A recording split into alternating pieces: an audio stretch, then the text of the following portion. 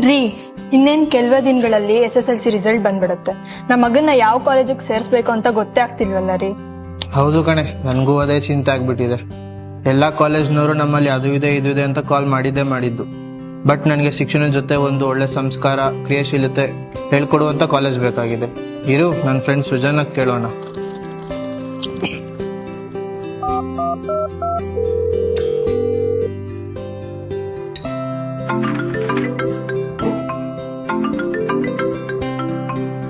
Hello Suresh. Hello Srujan, ಹೇಗಿದ್ಯೋ? ನಾನು ಚೆನ್ನಾಗಿದ್ದೀನಿ.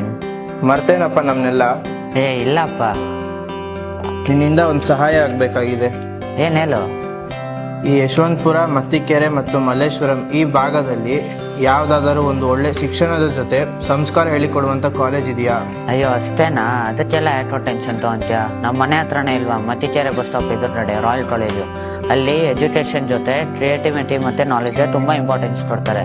ಮೊದಲು ಹೋಗ್ಬಿಟ್ಟು ಅಲ್ಲಿ ಫಸ್ಟ್ ಅಡ್ಮಿಷನ್ ಮಾಡಿಸು. ಇನ್ಮೇಲೆ ಅಡ್ಮಿಷನ್ ಬಗ್ಗೆ ನೋ ಟೆನ್ಷನ್.